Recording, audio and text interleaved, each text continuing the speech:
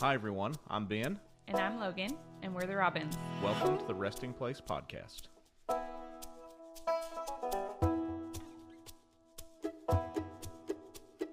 Anyhow, let's go ahead and get started. We're going to go today, and we're going to look at Mark chapter 7, and I have prepared some notes here.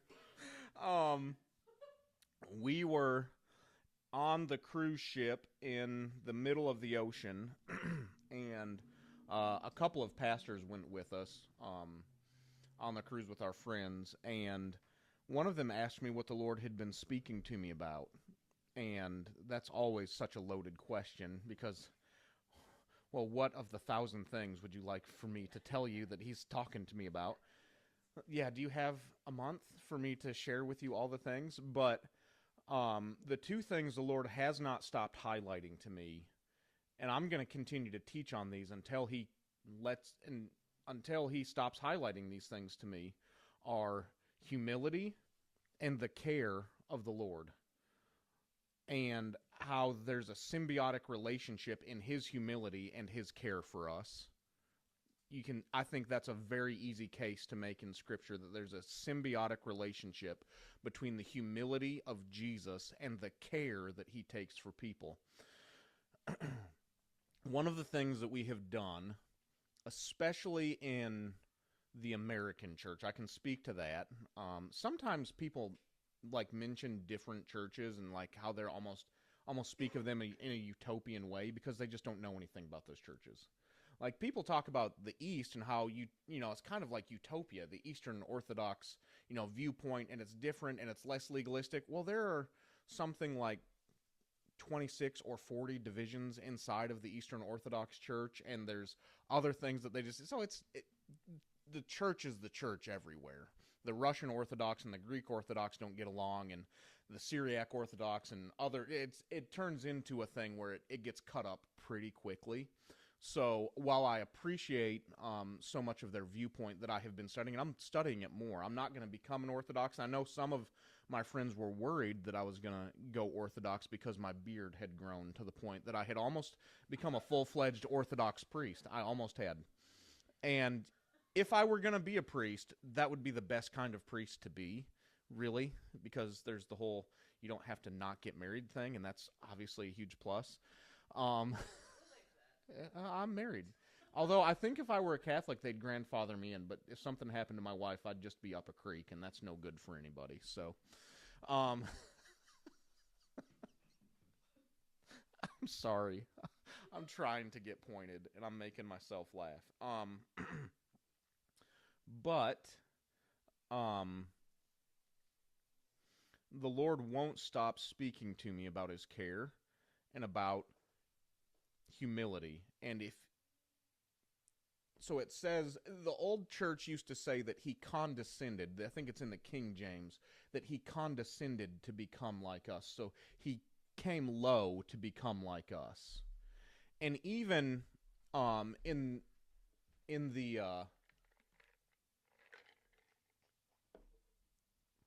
even in the incarnation, we can see that Yeshua comes low. He bends low, and there's the old saint that writes, he became like us so that we might become like him, right? And there's an emptying that takes place of his godly attributes while not becoming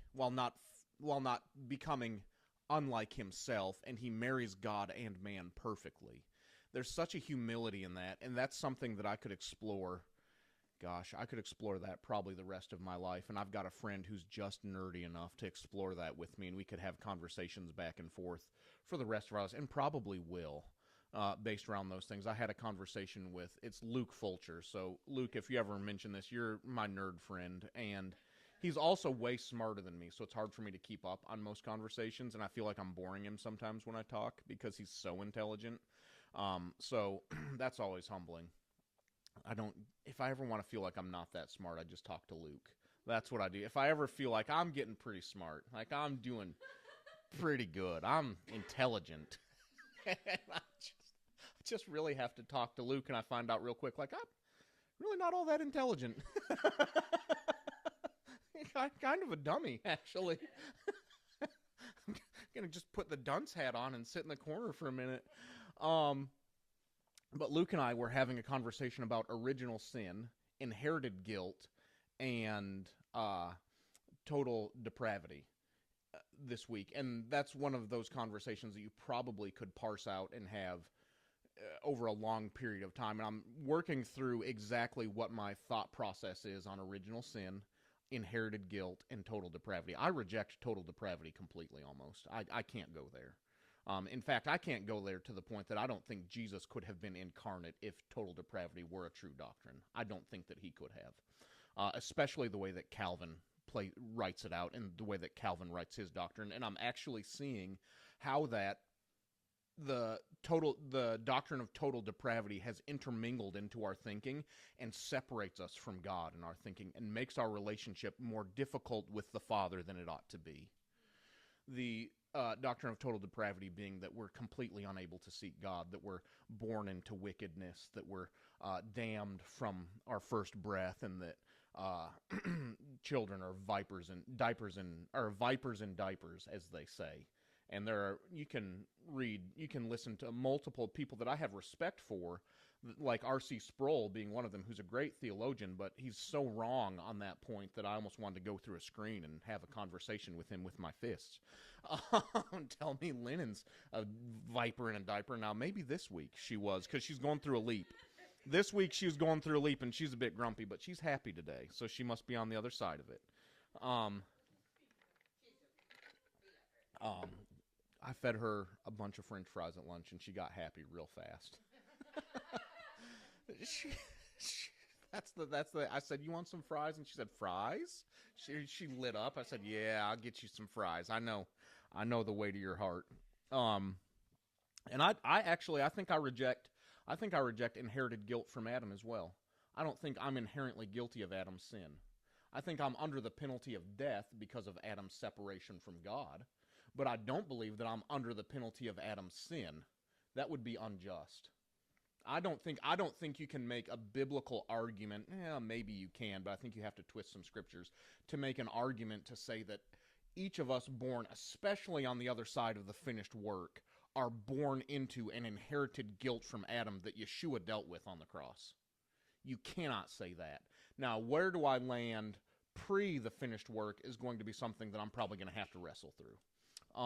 But I don't believe that I'm born into Adam's guilt, because Jesus paid the price to deal with Adam's guilt. So why then would I be born under a penalty that has already been paid for? He forgave the sins of the world. He reconciled all things back to himself. Now, either that's true or that's true with an asterisk.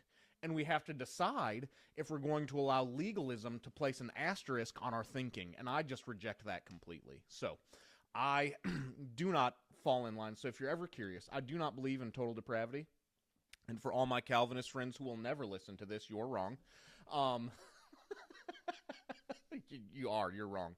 And you're probably mad most of the time. And you should probably not be a Calvinist so you can be happy.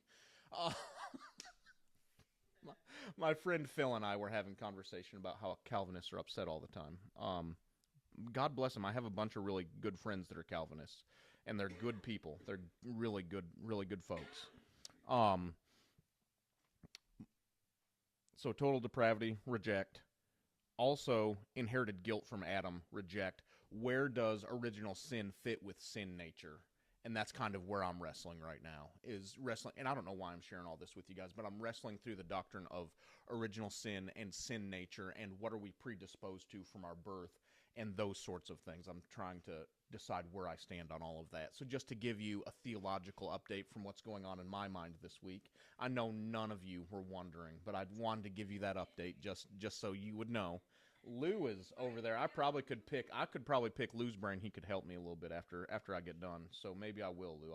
I'll call you. I'll pick your brain and huh? I have to find my notes. Yeah, find your notes and I'll call you this week. We'll have a good conversation. All right. So the care of Jesus. I don't know why I went on that tangent, but the care of Jesus and humility have been the two things that he won't stop highlighting to me. And our working definition of humility dovetailed it right back in. The care of Jesus and humility are the two things that he's been speaking to me and won't stop talking to me about. So we're going to continue on the subject of his care. But I want to make some comments concerning humility before I get started, just so we're framing things. Our working definition of humility is agreement with God's perspective of who we are. Now, in the front of this Bible, my grandmother has left me some wisdom from Andrew Murray. And it says this: humility is simply the disposition which prepares the soul for living on trust. That's Andrew Murray. So that must be from Andrew Murray's book, Humility. Andrew Murray lived, I believe, in the 1700s. Humility is simply the disposition which prepares the soul for living on trust. And if you think about our working definition of humility being agreement with God's perspective of who we are, what better disposition to be in to live on trust than to understand that I'm the beloved of God. He loves me with the same love that he loves Jesus. He has the same care for me that he has for Jesus. There's no better disposition to be set into to live on trust than to realize I am exactly who he says that I am. I'm loved the way that he says that I'm loved. I'm cared for the way that he says that I'm cared for. And if I'm loved to that degree, then I can take the leap and begin to trust that what he says is true. And even if for a moment it looks like there's contradictions coming against what he has said to me, I can rest assured that if he said it to me, then it will come to pass, because the word of the Lord is the only incorruptible seed, and he esteems his word even above his own name. Psalms 1, I believe it's 119, teaches us he esteems his word above his own name. And he's got, we understand, we sing it, he's got the name above every name. At the name of Jesus, every knee will bow and every tongue confess that Jesus Christ is Lord. He's seated high above principalities, powers, might, and dominion. He's seated in the heavenly realm, high above. It says when the nations rage, that God the Father laughs. It says the Father, in Psalms 2, it says, why do the nations rage and plot their destruction? The Father laughs. Why does the Father laugh? Because he has placed his Son in his holy hill of Zion. I've already placed a king over the nations, and their little plans that they think they're going to get away with this rebellion, and they think that the culture is going to go this way. They make their plots and they make their plans, and God laughs because he's already placed his Son in kingship over the whole of creation. And if he's placed his Son in kingship over the whole of creation, then all of creation will eventually bend to his will. It's going to be restored to the way that he has pre-designed for it to be restored. It will be.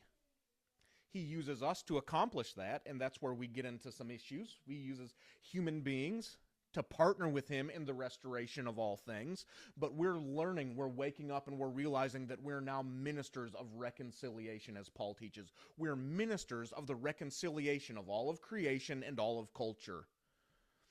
One quote that I do love from John Calvin is that he said this, he said, there isn't a square inch of culture that Jesus doesn't stand over and passionately declare that this is mine.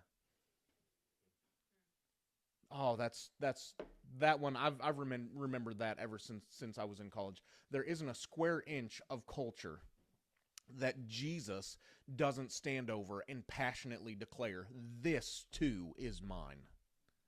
And the Father, when he sees the nations raging and plotting their plans, laughs because his Son has been set in his holy hill of Zion, and his word is esteemed above that. I could listen, if I were in a good Word of Faith church right now, all the old ladies would be running. There'd be hairpins flying. Mark 7, dear God. Dear God, the care of Jesus and the humility of the Lord. So humility being agreement with his perspective of who we are, and with the wisdom left from Diana Jordan, humility is simply the disposition which prepares the soul to live on trust. I think that perfectly dovetails with our working definition of what humility actually is. So that gives you permission to live in humility while also being bold.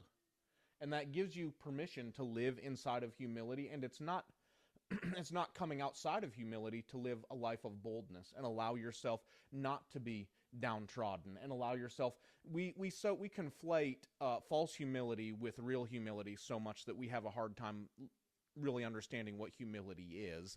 Humility really looks like Jesus girding the towel and putting the guy's ear back on.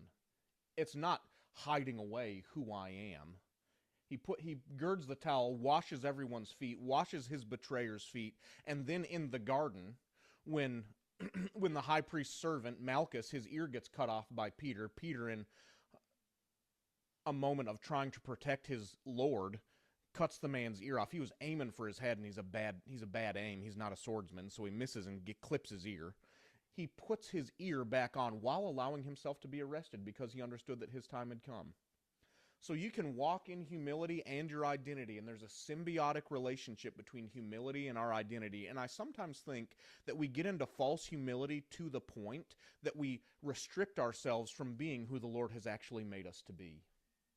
And we feel like we have to cover ourselves up in order to be humble, when what that is the antithesis of humility. That's actually arrogance, because what we're doing is we're elevating our own thoughts of who we are above what he says of us.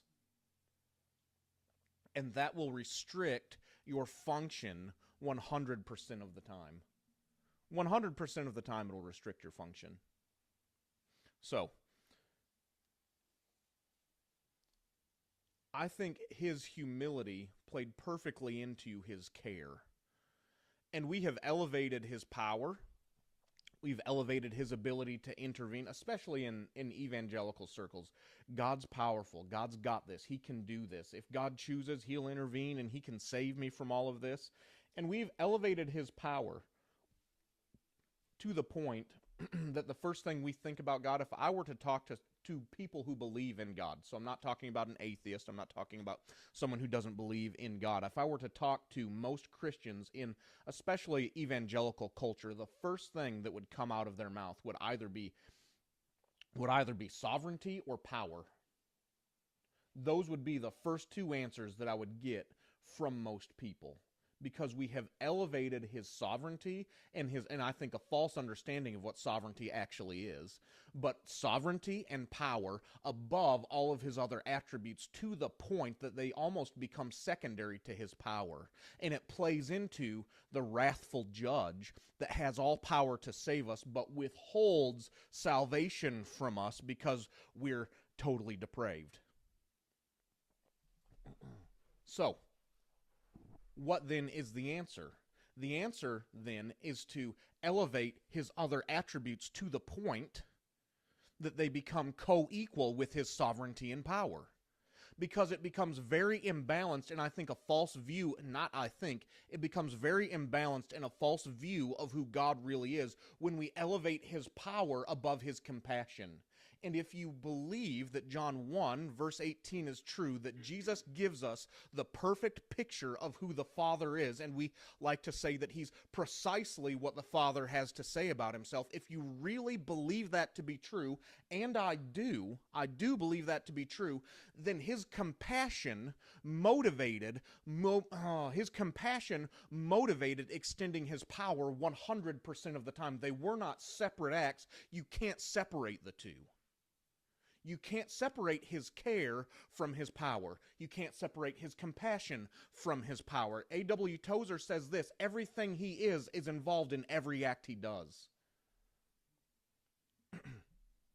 Everything he is involved in every act that he does. There is no separating different segments of who Yahweh is in each.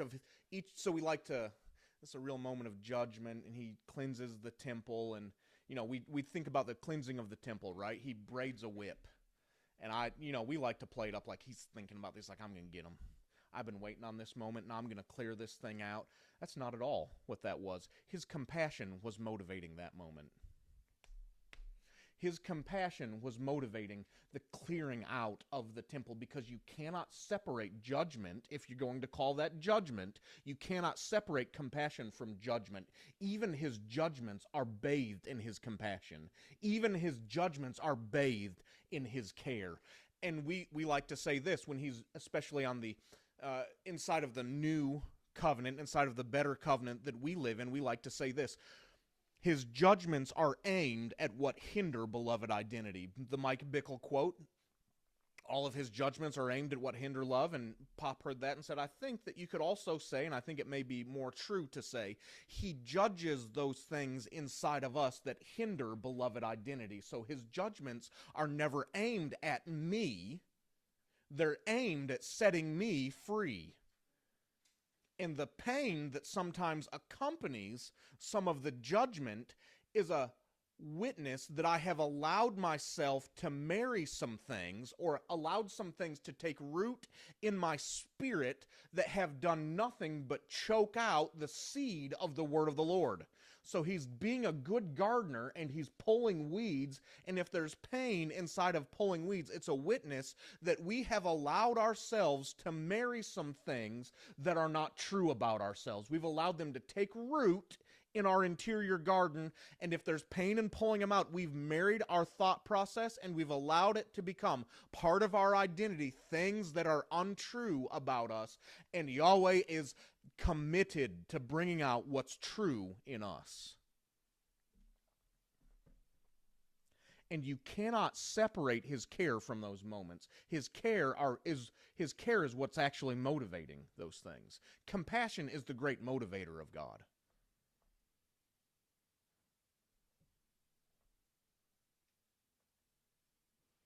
So I've been examining scripture. I've been reading, and I'm watching in the New Testament as my view of,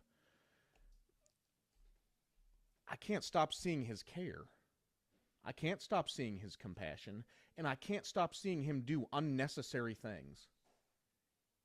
I can't. He goes out of his way so frequently to do things that don't benefit him in any way. He lived the most inconvenient life that's ever been lived, Jesus did, because he's constantly stopping. He's constantly stopping, and he's constantly giving. He's constantly stopping, and he's constantly flooding interior darkness with his perfect light, and setting and bringing people into the kingdom of light without it having any benefit to him personally. And you can examine the Gospels, especially. Examine the Gospels. And all the time.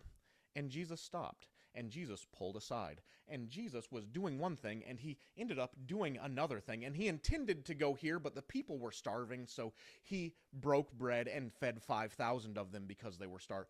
All of the stories, and you can see his care wrapped into all of it. So we're going to continue on the subject, and I have not intended... Lucy, I've got a pen for you here. Yeah, I got you. I had an extra one right there.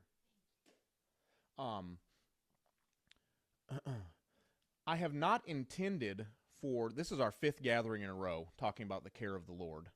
And I have not intended for this subject to be centered around women, but we're going to examine another woman today in Scripture. This has been completely by accident. It has not been on purpose. But we're going to examine what we call in our American culture the Syrophoenician woman.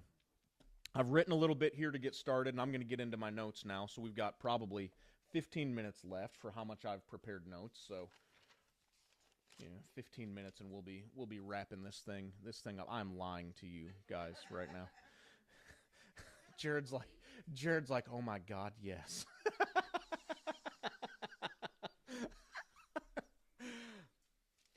Okay.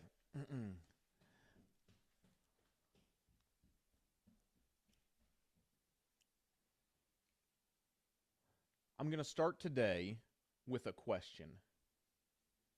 But before I start with my question, I want to frame everything we're going to talk about today. I want to frame everything with this. I want to keep at the top of our minds that we are framing our thought process and the way that we're understanding these scriptures with these two things in mind. One, the whole logic of the incarnation is that the Father, Son, and Spirit wanted to share their life with us. And two, we have been predestined unto a purpose. We are currently being transfigured into the image of Christ. And we call it progressive transfiguration. We remember I taught about, it's been probably close to a year ago that I started teaching on progressive transfiguration. And I'm using that language because I can't use the language process anymore because I feel like that word got perverted.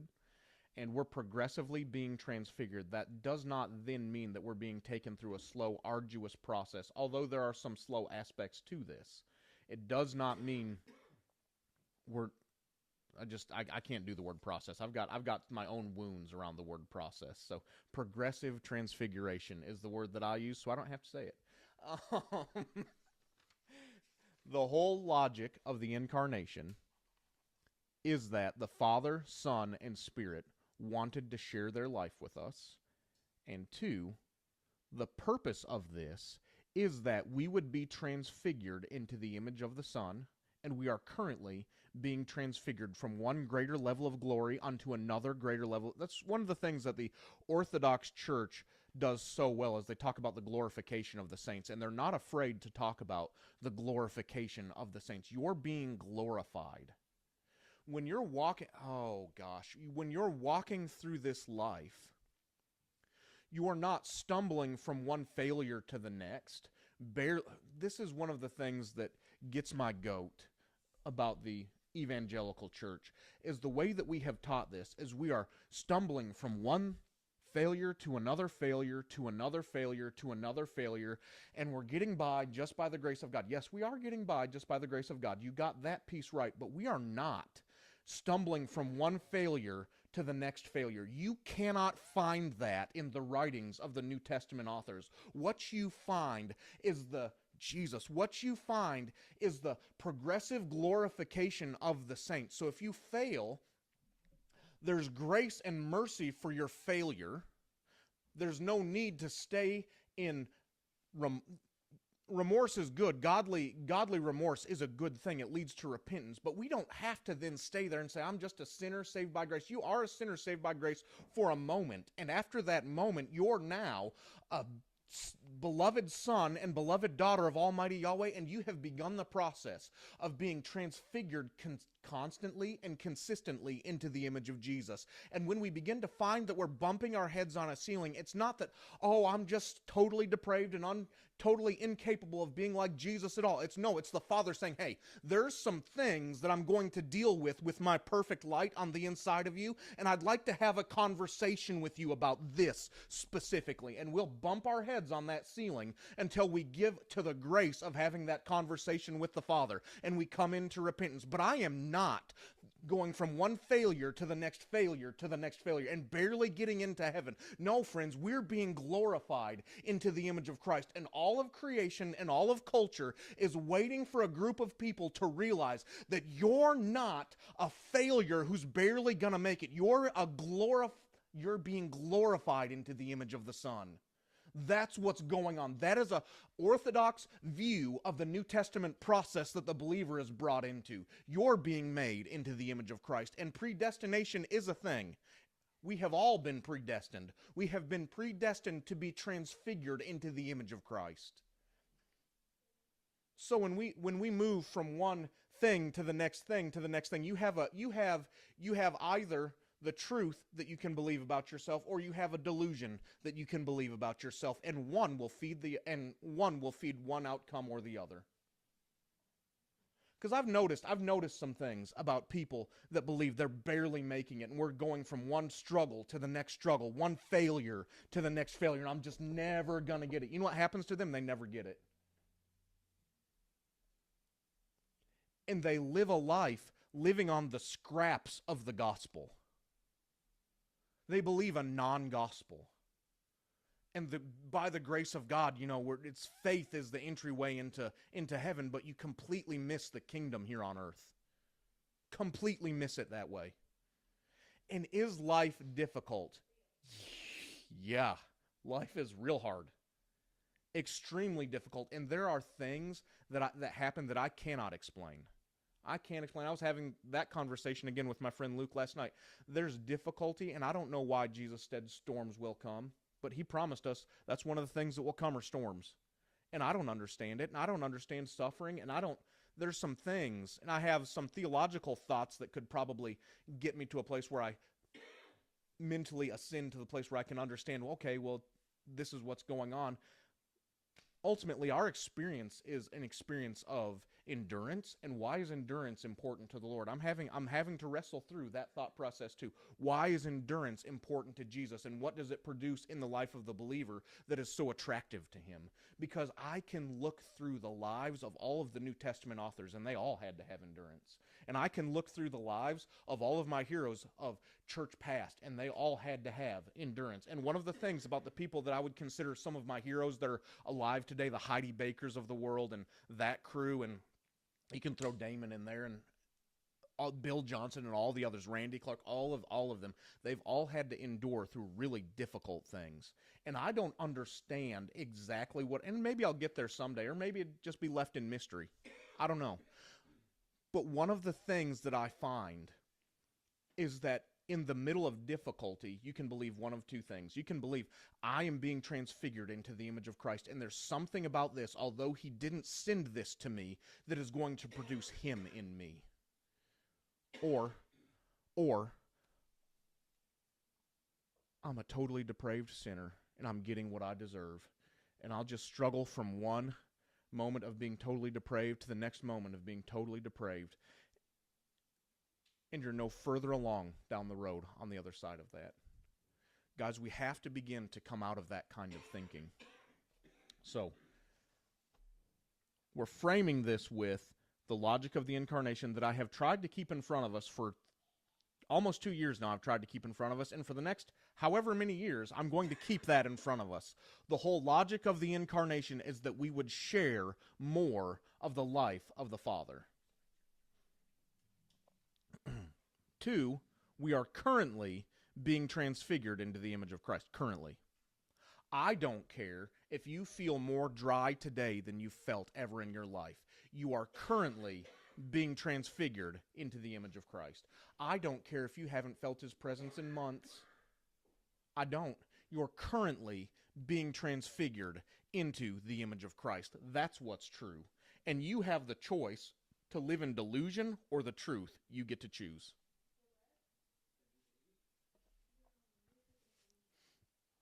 So, I want to start today with a question. What do you do when kindness mocks you?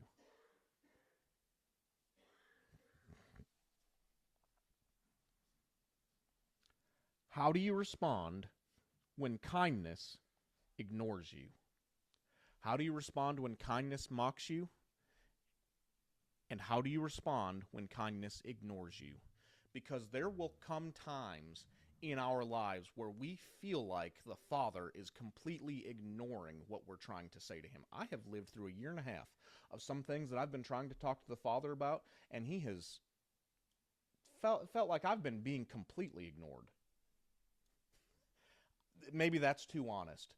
What are you're planning a church? Yeah. I feel like there are some things I've been trying to have some serious conversations with him about that he's not been interested in talking with me about at all. And how do you respond? I could tell you the process of how I've been responding, but that will wait for another time. Most of our first response would probably be to say, well, that's not kindness. It's not kind to ignore someone, and kindness wouldn't mock me. Well, not even just unanswered prayer, Lucy. I would say that could be part of it. Unanswered prayer could be part of, I think, the feeling of being ignored, or like an absence of presence in our prayer, an absence of presence in our alone time, things like that. We go through those seasons where, and maybe you don't, maybe you've elevated to the place where you don't deal with that anymore, and you've come into sainthood. um, um, yeah, yeah. Well, and we start to learn that his first language is silence. Yeah, and that is one of the mysteries of prayer that we have to work out. And instant right now. Mm-hmm. That's exactly right. Oh, I can raise both hands. I can raise both hands on that one. I think most of our first response when we would say, "How would you respond if kindness were to mock you or kindness were to ignore you?" would be to say, "That's just simply not kindness. You're mistaken. That's not kind." Kindness doesn't make fun of people, and kindness doesn't ignore them when they're asking a pertinent question. Something. Now, I'm not talking about a frivolous, like, stupid question. Like, we were in ministry school, and one of my friends walks up to Damon, and we didn't get to hang out with him much. He was at a function, and he's there, and we're like, okay, play it cool. Don't be that guy. And one of my friends ended up being that guy, and I won't say his name, Josh Sparks. Um, I won't say Josh Sparks' name about that. Um, walks up to him and is like, "Hey, Damon, I've got a question for you." And he's being nice. He's like, "Yeah, buddy, what's up?" And says to him, "Did Adam have a belly button?" And he looks at him and says, "I don't know," and walked off. Just disgusted. I'm not talking about that. Kindness might ignore that because the response that you might get might be might be different than that. Um, I'm talking about something that's pertinent to your current situation or even a crisis, and you feel like you're being ignored. Our response would be to say, "That's not kind." So if my child were to come to me and they've had something go wrong with either their brother or their sister, or they've got something that has just, like, either they've gotten hurt or something bad has just happened, their feelings have been terribly injured by something, and they were to come to me and say, "Dad, can you help me?" If I were to ignore them, y'all would say I was not being kind, because kindness would respond in that moment. I feel like that's fair to say, especially if it were something to do with an immediate need that they were having.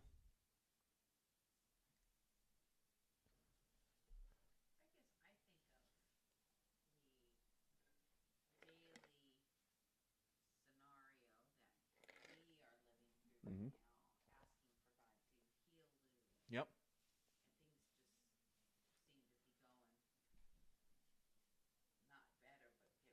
Yep.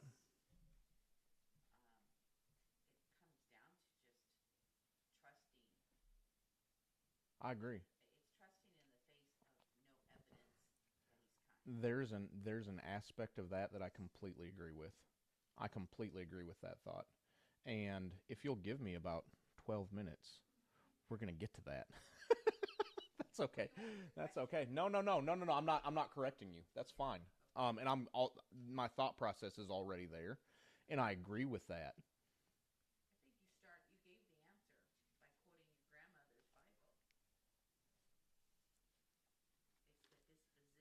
Humility is simply the disposition which prepares the soul for living on trust.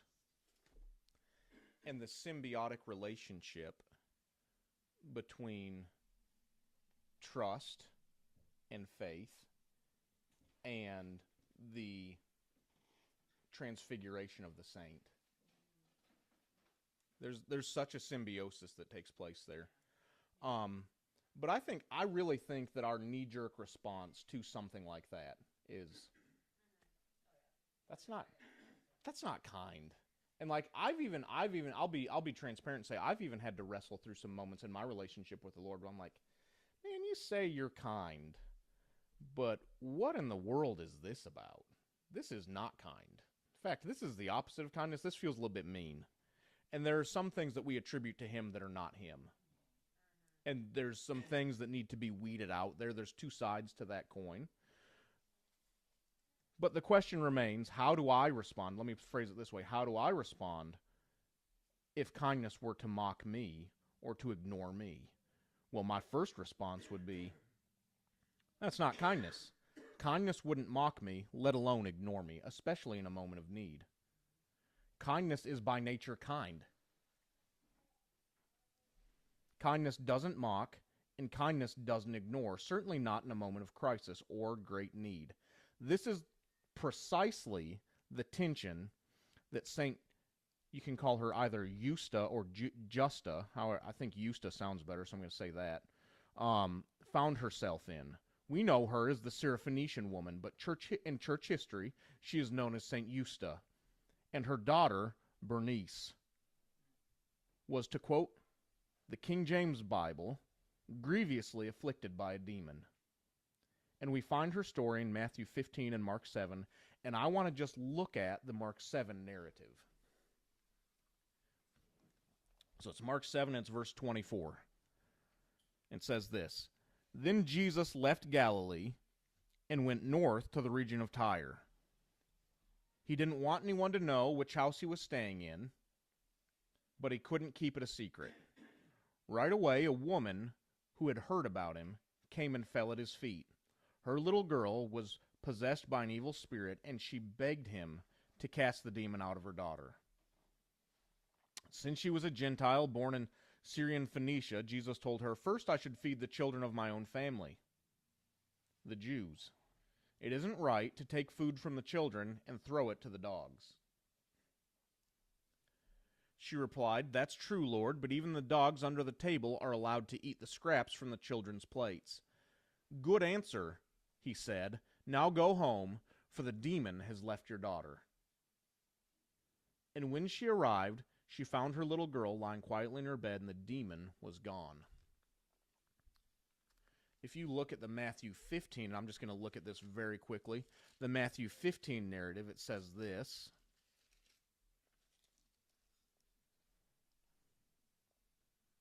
Then Jesus left Galilee and went north to a region of Tyre and Sidon. A Gentile woman who lived there came to him pleading, Have mercy on me, O Lord, Son of David, for my daughter is possessed by a demon, and that torments her severely. But Jesus gave her no reply, not even a word. Then his disciples, they had to talk to him. He ignored her to the point that they started to feel bad for her. And we know how compassionate they were. They were trying to call fire down on villages. This woman hounded them to the point that his disciples come to him and say, and urge him to send her away. Tell her to go away. They said, she's bothering us with all her begging. He ignores her but doesn't send her away. And then after ignoring her, insults her. And that insulting says, it's not right for me to take the children's bread and give it to the little dogs under the table. Go away. And she refuses to go away. And these 7 verses are such an anomaly. Yeshua goes into the region of Tyre. Today, this would be part of what we call Lebanon.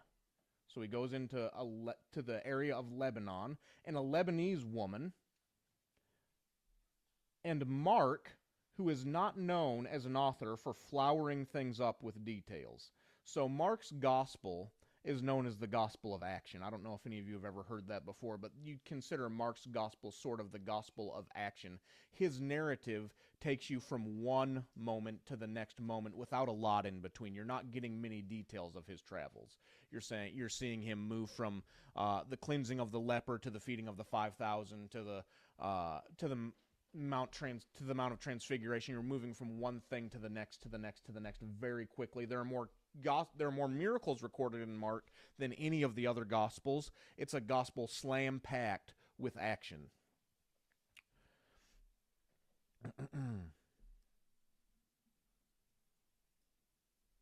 So you're moving forward from one thing to the next, one miracle to the next. But Mark slips here into this, a little bit of detail into this narrative that I found really interesting and really shows some of the ability of Jesus to hide without being able to hide. He said, and I'll just read it, he says this: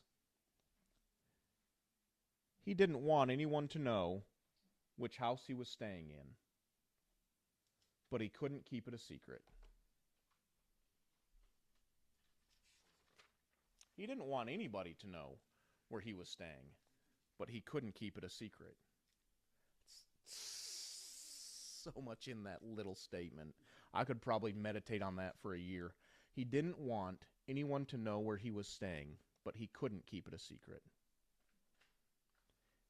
He still lives in a cloud called unknowing and invites us to come in and know him. It's this anomaly of our relationship with God. He lives in a cloud called unknowing, and he invites us in to know him more. He's unsearchable, and he invites us to search him. He's past finding out, and he says, come and know me more. There's so many paradoxical aspects to our relationship with the Father that leave us in a realm of mystery, completely dependent on grace and completely dependent on Holy Spirit to help us. Okay, the Gospel of Mark was written by John Mark, and many scholars believe he is reflecting on Peter's memoirs. I found that interesting. I found it out when I was studying. The Gospel of Mark was written by John Mark, and many scholars believe he is reflecting on Peter's memoirs, with some scholars suggesting he was acting as Peter's scribe, so almost like Peter was recounting his memories to him, while others hold to the idea that Mark wrote what he remembered accurately from Peter's teachings, not necessarily being in chronological order, which would make sense with the way that Mark is kind of laid out. So I will add this, just to be transparent. There is not 100% agreement that it was Peter who really wrote this gospel by some modern scholars, but I would say that it's fair to say that the preponderance or the majority of scholars have landed on the idea that this is likely Peter's gospel written by John Mark, where John Mark is either recounting Peter's doctrines and his teachings, his stories about Jesus, or he's acting as his scribe as Peter remembers the encounters that they had, which would make so much sense with Peter's personality type, with this being the gospel of action. You can see and you can also see Peter's perspective. If you read the Gospel of Mark, you can see Peter's perspective sprinkled in through the gospel. So it'll give the way Peter was thinking in a scenario, or it will give Peter's perspective on something in a way that none of the other Gospels do. He doesn't go so far as John as to say he's the disciple that Jesus loved more than all of the other disciples, and he doesn't slam dunk on John like John slam dunks on him by saying he's faster than Peter. Although Peter could then reply, well, I had more faith in you because I actually went into the empty tomb and you just stayed outside although you were fast. Your speed did not prevail in the end. That's right. I walked on water, you didn't, and even if I sunk a little bit, I still walked on it, and you never did. So take that. I got up out of that boat, and you were too scared to, John. You're still cowering. That's right. You didn't have enough faith to walk on water, and I did, and he didn't do that. I would have. I would have, but he wrote his gospel before John did, so John had the last word. That's why he got to slam dunk on him. Peter didn't want to start the war of words, and John just finished it without anyone ever even starting it. So you can see Peter's perspective in Mark in ways that you don't see his perspective in any of the other Gospels. And as I was preparing this, I could just imagine Peter recounting this story to John Mark, recounting this story specifically, and even the detail. He didn't want anyone to know which house he was staying in, but he couldn't keep it a secret. That just sounds so much like someone is telling him this story. Like someone is recounting the tale. And we're calling it Peter for our purposes, and I think it's okay scholarly to do that. I think Peter's recounting this tale, and I'm just going to, from his perspective, with a little bit of my imagination, recount this tale. And I can just imagine Peter telling this story, and he would go something a little bit like this, I would imagine. We were all exhausted, and we just wanted to be left alone. I'm tired of watching Jesus heal people. I'm tired of crowd control. I'm tired of having to get people out of the way. I'm exhausted from all the walking, and we wanted a little rest.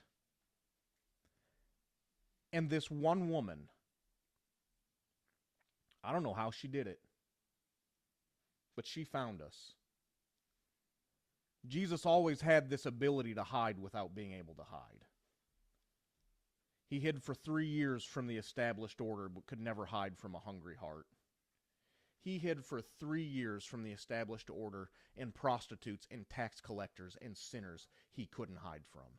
He was constantly hiding in plain sight, and the established order could never really see him.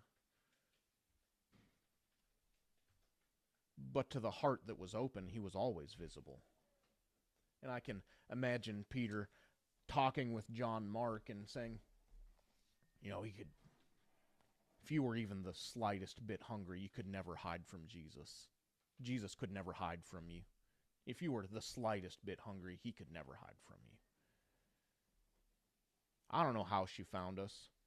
Anyway, this woman, she finds us, and none of us were shocked at this point that someone found us, because it had been happening for some time at this point. We'd be hiding away, and either a crowd would find us, and we had no idea how the crowd found us, or someone would find us and then alert everybody in the countryside that we were there, and then all of a sudden we're in a full-fledged revival meeting, and Jesus is taking time performing miracles and kissing babies and doing all of the things, and I really just wanted him to tell me more mysteries and explain to me the mysteries of the kingdom, and he's over here healing people, and I suppose that was fine, and we did that, but this always happened.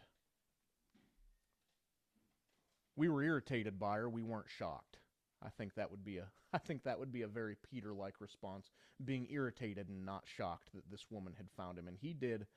And Jesus did something he never did when this woman found him. He mocked her, and he never mocked anyone. It's not good to give the food of the children of the house of Israel's food to the little dogs, or you're not worthy of my ministry. How do you reconcile that with the personhood of Jesus? That statement there. How do you reconcile? Guys, he waited at a well for a Samaritan woman who was so shocked that he waited at this well for her that she said, "What is a Jewish man doing here talking to me?"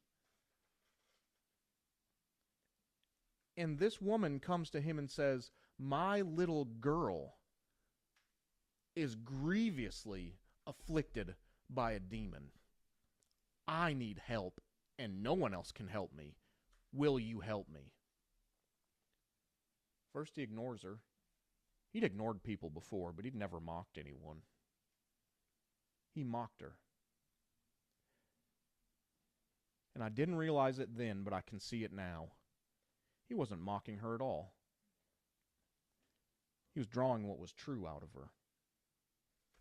See, his response wasn't aimed at injuring her heart. His response was aimed at drawing what was true out of her heart. It's not good to give the bread of the children of Israel's food to the little dogs under the table. You're not even worthy of my ministry. There'll come a time when you can receive the ministry of the gospel, but that time's not now, and I don't want to talk to you. Yeah, but even the little dogs get the crumbs.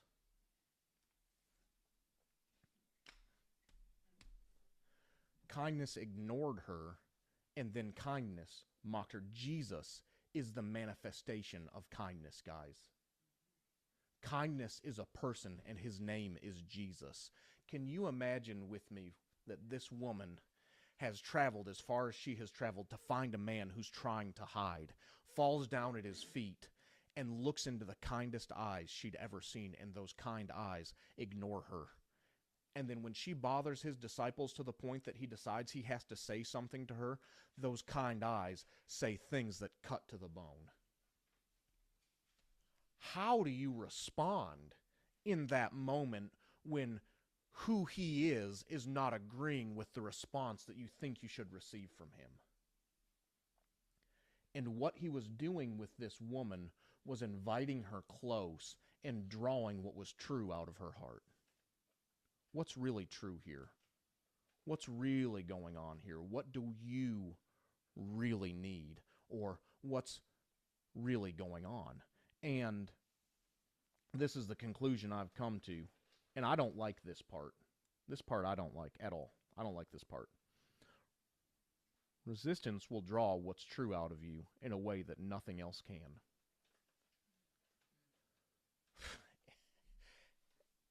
There's this incredible passage, there's this incredible verse that is so much fun to preach, and it is just miserable to live. It is a trial. It is a personal trial to me, this verse, because I remember getting taught this verse in Bible school and running laps around the room. Yes, I agree with this. Woo! And I'm running. I know you can all imagine me being on the track team and running laps around the room. We did that all the time in Bible school, and this was one of them that got us fired up. And Psalm 105:19 says this, "Until the word of the Lord came to pass, the word of the Lord tested Joseph." Until the word of the Lord came to pass, the word of the Lord tested Joseph. Not Satan.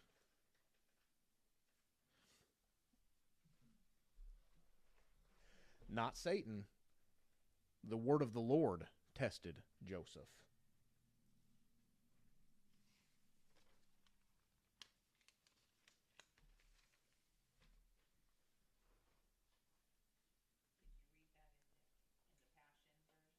I did not read that one in the Passion. Yes, say it in the Passion.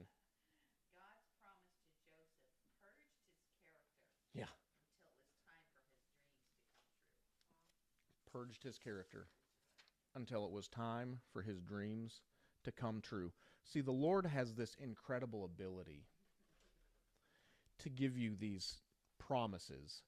And to me, I'm carrying so many prophetic promises from the Lord and carrying so many things that are really close to my heart to the point I have a hard time sharing the things that are really close to my heart with people. That's maybe a personal hang up, and maybe I can work on that, and maybe in the days to come I'll get better about that.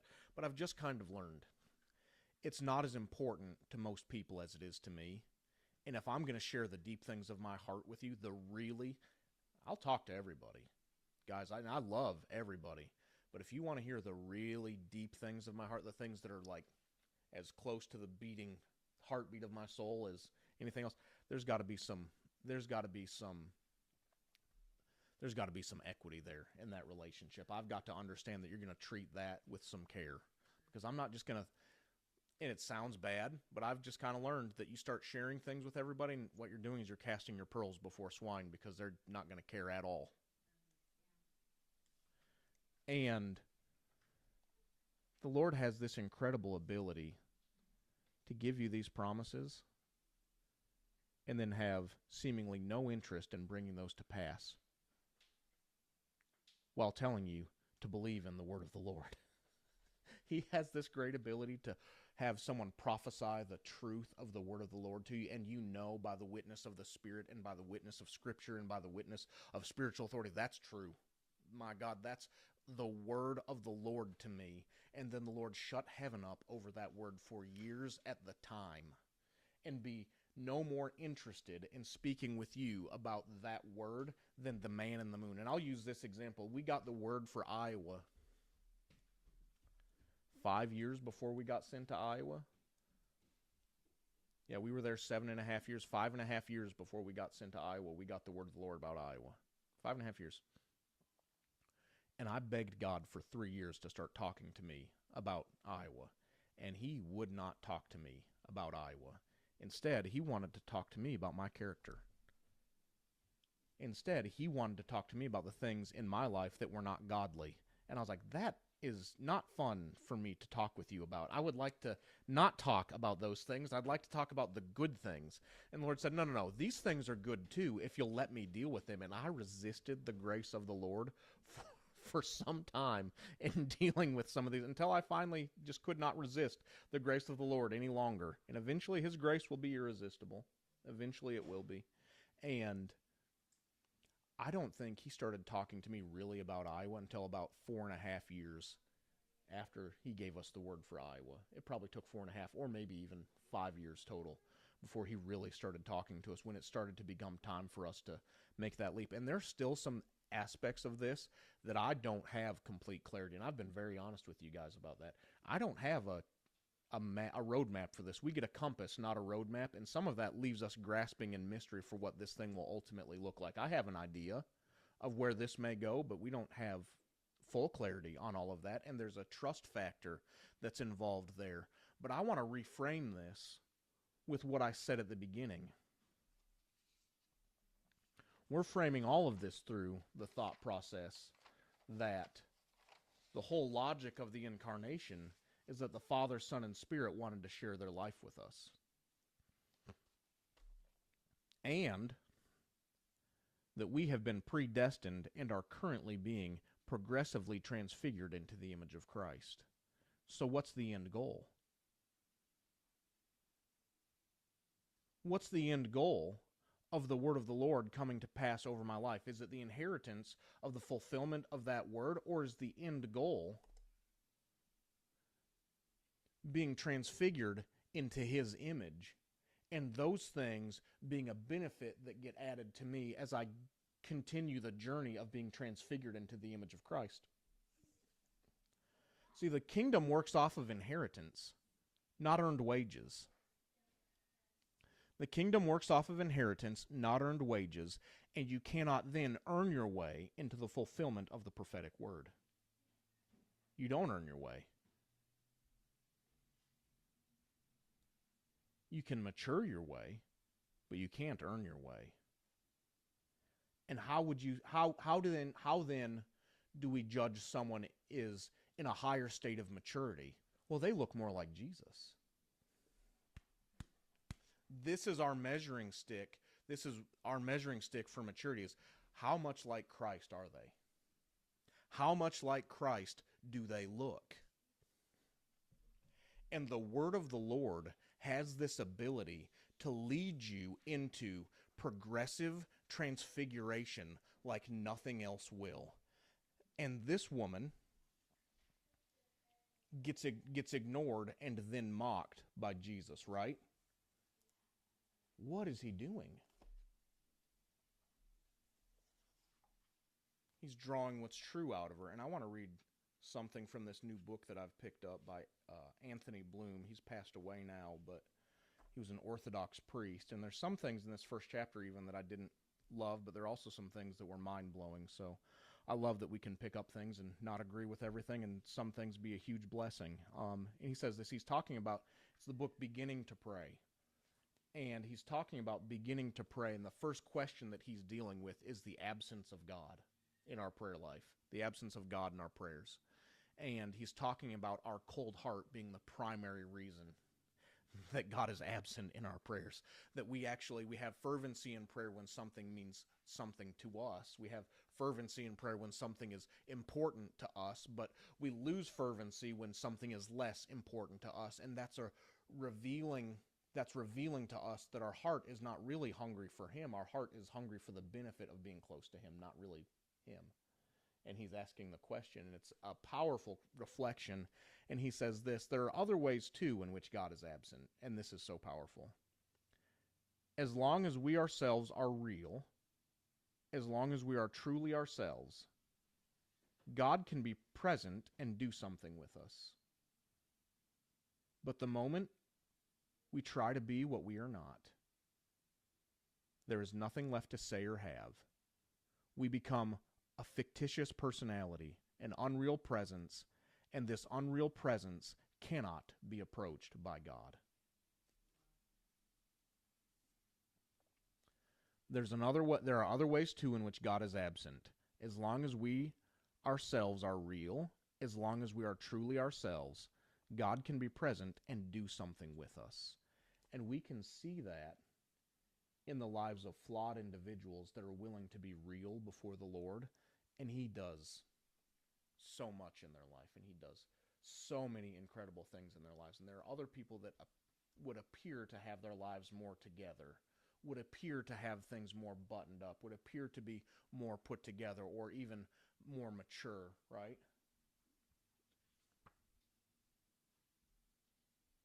And the activity of God is not as evident in their lives. Why is that? I think this is a really good answer right here. But the moment we try to be what we are not, there's nothing left to say or have. We have become a fictitious personality, an unreal presence, and this unreal presence cannot, the way he said this blew me away, cannot be approached by God. The moment we try to become something that we are not, even if the truth is uncomfortable, even if the truth is dirty, even if the truth is a little embarrassing or messy, He doesn't require perfection to draw near to us.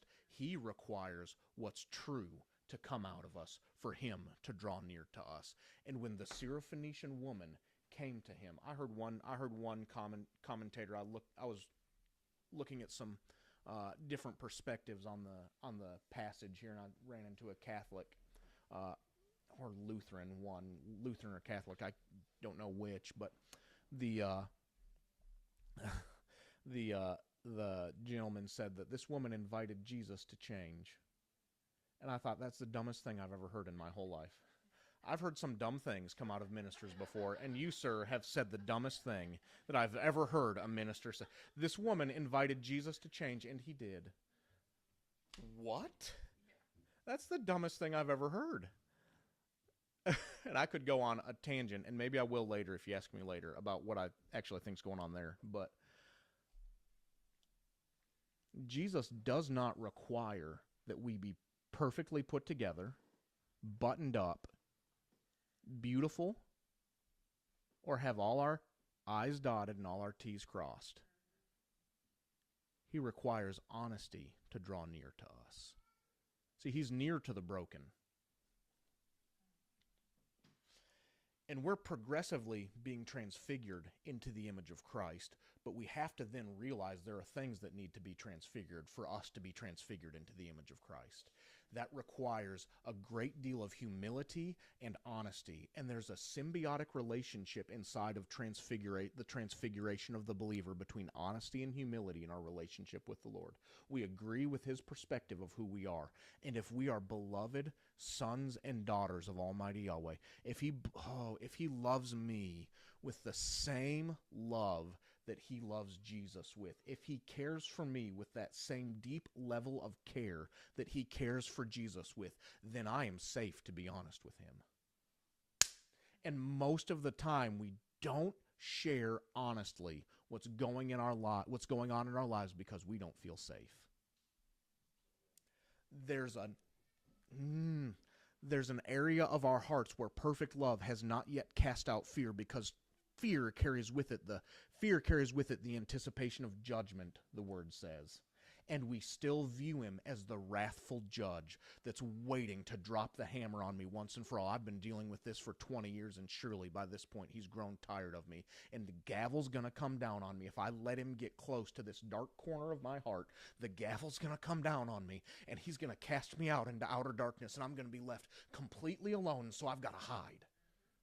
And that's what we end up doing. We end up hiding in our church pews, and we end up hiding in our lives, and we end up hiding in all of our relationships because we don't feel safe to be honest. And He's the one person where you can completely be honest with Him. And that honesty brings with it the breath of transfiguration. The breath of transfiguration rides on the heels of your honesty, where I've got this going on in my life, and it's dark and it's ugly, and I don't like that it's going on in there, and I'd like for you to finally do something with this. And He says, I can finally come near to that because you're showing me what's true. He's not silent because he's unfeeling or uncaring. He's silent because he won't deal with the imposter that stands in front of him. I won't dignify an imposter. I don't need a buttoned up imposter. I don't need a you're fine. I don't need a well put together imposter. What I need is a broken honesty that I can finally get my hands on and do something with. That's the heart of the Lord for us. That's what transfiguration of the saints really looks like in dirty detail. What does it look like? It looks like me opening the dark corners of my heart to him and saying, I'm going to be honest with you about what's going on here. And he says, finally I can do something with it. I've been being quiet to draw what's true out of you all along because it requires your participation. Transfiguration is this beautiful work of grace and cooperation, having a symbiotic relationship with each other. And our only cooperation in this is yielding and honesty. Honesty and yielding in turn. Honesty and yielding in turn. Honesty and yielding in turn. And be honest and yield and be honest and yield and be honest and be honest and yield. And if we can come to the place in our relationship with him where we can say there's nothing hidden from you, Abba, I've got no walls in my heart, then he can push the gas on transfiguration, and you'd be amazed at the way that he would bring you into a more Christ-like life. He wasn't ignoring this woman. He wasn't mocking this woman. He was inviting her close and drawing what was honest out of her. You can see this principle in the story of blind Bartimaeus, where blind Bartimaeus cries out and Jesus seemingly ignores him, and he won't shut up. There's a crowd of people passing by and he won't shut up, to the point that some of his disciples are like, hey, shut up. Hey, quit crying out. The master obviously is busy. He's very busy. He doesn't have time for you. You're under God's curse anyway, because at that time we viewed people that were sick as cursed. They were viewed as judgments of God on people, especially the blind. Especially the blind and the leper were viewed as those who were being judged by God. We know that from the man who was born blind and his apostles saying, whose sin caused this man to be born blind? Was it his own sin or the sin of his parents? And Jesus said, it was no one's sin, but that you would see the grace of God work in his life. Oh, man. And so blind Bartimaeus, cursed by God, sitting by the side of the road, and a cursed man is begging for the Son of David to stop and have mercy on him. And no one wants to have mercy on a cursed man. And Jesus seemingly ignores him, but he cried out to the point that it says he cried out all the more.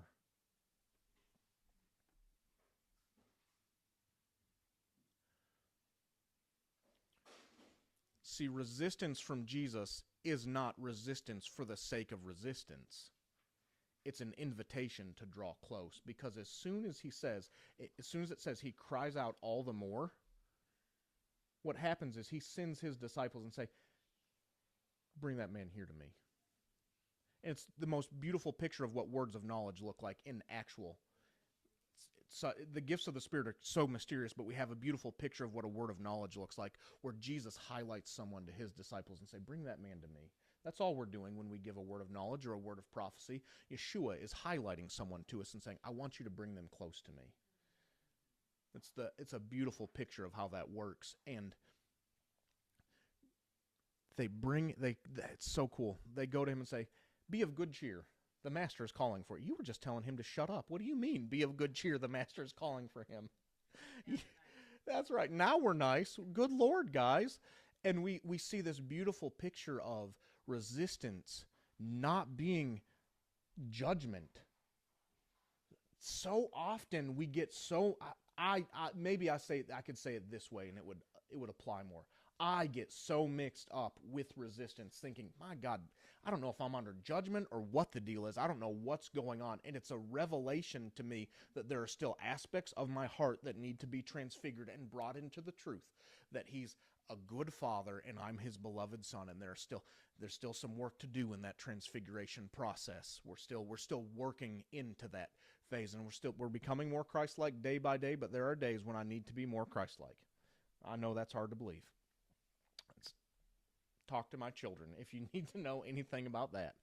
And And we see in the story of Bartimaeus that this resistance is not resistance or judgment. It's an invitation to draw close. And we can see it here with the Saint, I'm not even going to call her the Syrophoenician woman because that's calling her by her old identity. She's a saint in many circles of the church, and we're going to call her Saint, I'll just say Justa because that is easier than Eusta, I suppose, because I'm a redneck, but Saint Justa. I've called her two different names. You call it however you want to. Saint Justa, Eusta, Justa, however you want to flower it up. Saint Justa comes to him, says, my daughter needs something from you, and he ignores her. And that ignoring brought her into a state of persistence that brought her closer to him. And as she persisted, what was true came out of her heart. See, when we start, and I have not meant to get to this place, I don't think, but this is where we're at. So when we start in our journey with the Lord, and when we are given something like a prophetic word or something like that, we'll just use that as an example, or a promise or something like that.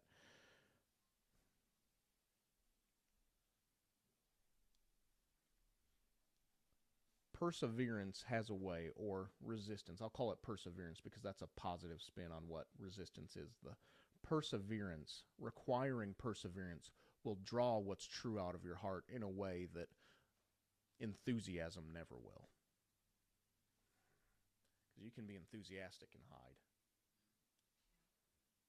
Be enthusiastic and hide all day long and put on a persona, and I'm good at that.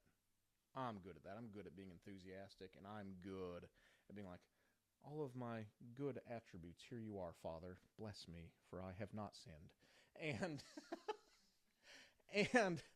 And it's funny how that never works. Oh, yes, Father, yes, please, more. Yes, please, more. I've never sinned, and I'm worthy of this wonderful gift that you have promised me, and please apply that to me and give me grace to carry it. And it does not work. It does not. That has never worked. Obviously, I'm being a little facetious, but maybe not. I don't know. Maybe that's how I come across. And requiring perseverance. I heard Alan Hood say this one time in one of the most powerful message I've ever heard him teach on John 11, the raising of Lazarus from the dead. And he said, he delayed 4 days in going to raise Lazarus from the dead. And why did he delay 4 days? Because he was after one of the most precious fruits to come out of his friends. And that was enduring faith. Faith that endures is precious to the heart of the Father, and endurance brings what's true out of us in a way that nothing else will.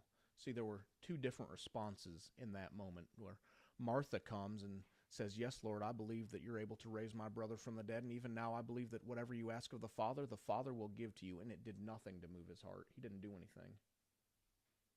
In fact, he stopped dead in his tracks. She gives him perfect doctrine. My brother's going to be raised again at the end of the age. I believe that will be true.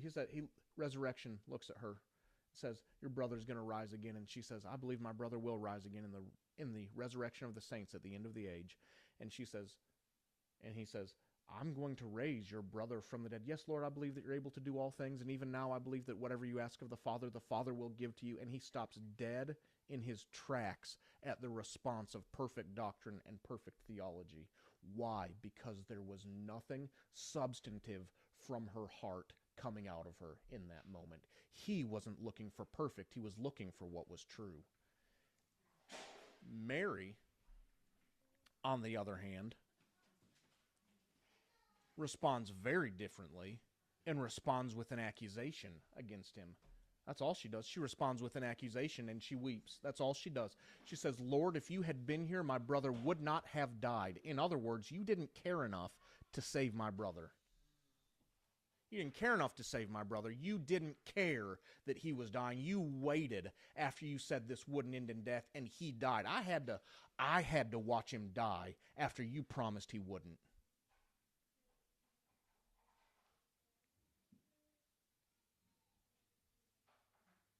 Where were you?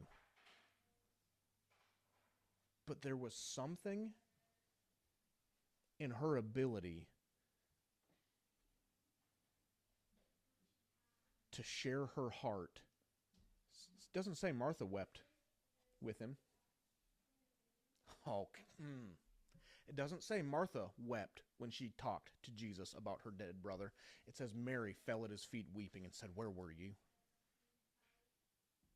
Because even in the weeping, it was telling on her heart that she still held her heart in the tension of, I don't know how this is going to come to pass, but you've never lied to me before, and I don't think you're starting now. There's something in the weeping that drew what was true out of her, and she may not have had the words to say, I still believe, and didn't have the perfect confession of faith. And this is the perfect example of we can take confession too far. Because she didn't have a good confession, and her heart moved Jesus to raise her brother from the dead. She falls at his feet weeping, says this, and it so moved him. He said, where'd you lay him? Jesus, man. Perseverance draws what's true out of us. Endurance draws what's true out of us. And I don't like the fact that that's true, but it is true. I want the things that he's talked to me about. I want them right now. In fact, I want them a year and a half ago. Further on down the line, we push it back a few months. And man, there's something about enduring that will draw what's true out of your heart. And that's all he was after with the Syrophoenician woman, is what's really true here. What's really true here? Lord, even the little dogs get the scraps. Oh, woman. In the Passion it says, oh, woman, great is your faith. Go your way. Your daughter has been made whole. Oh, man. Drawing what was true out of her moved the heart of Jesus.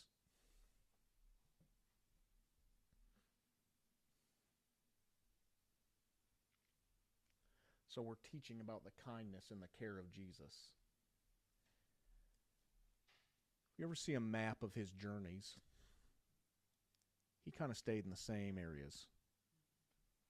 He didn't venture too far. He's Cana of Galilee, and he's going through Galilee, and he go through Jericho a couple times, and go up to Jerusalem, and go through these different regions, and he'll go back to, it even says he went back to the place where John the Baptist baptized him. He returned to the place where the Spirit fell on him, and we see him returning constantly to the same areas, and constantly going to the same areas. You ever see how far out of the way this journey was for him?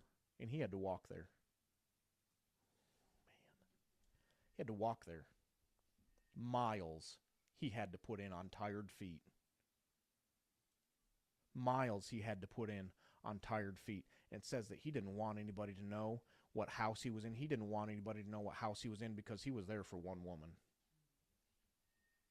And the kindness of the Lord draws him out of his normal pattern. The kindness of Jesus draws him out of his normal pattern, finds a home, and hides in plain sight for one woman to come find him. And when that one woman comes and finds him, he just wants to make sure what's true for you. What's true for you. And when what's true for you comes out of you, you can have whatever you're asking for. I think that's such a key. Oh my gosh. I didn't intend to read this. This will be the last one I read, and then we'll be done. Next week, next week.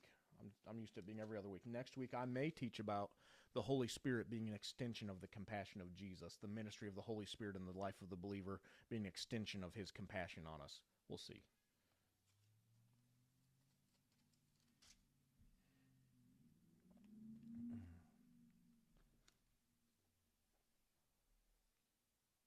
In John 14, it says this, you can ask for anything in my name, and I will do it, so that the Son can bring glory to the Father. Yes, ask me for anything in my name, and I will do it. he goes on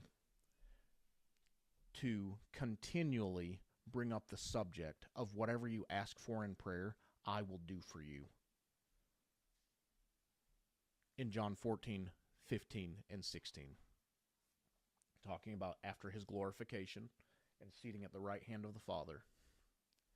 And guys, I think we get in our own way in our prayer lives by trying to present to him the best picture of ourselves. He doesn't need the best picture of me, he just needs me.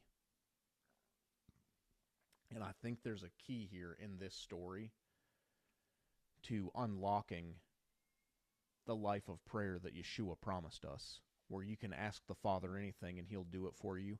He doesn't need, let me say it this way, all it requires is faith,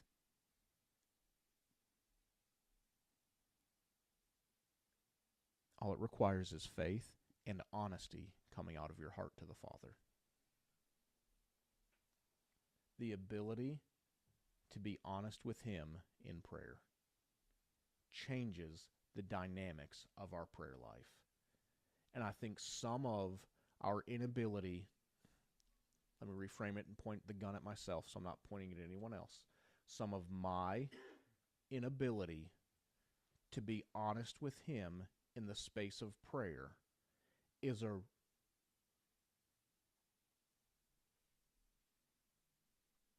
some of my inability to be honest with him in prayer is a witness that there are still corners of my heart where perfect love needs to chase out fear. The love of the Father is what brings us into transfiguration 100% of the time. Nothing else. It doesn't require perfection. It doesn't even require a state of worthiness. It requires what's true in our hearts to come out of our mouth and be presented to him.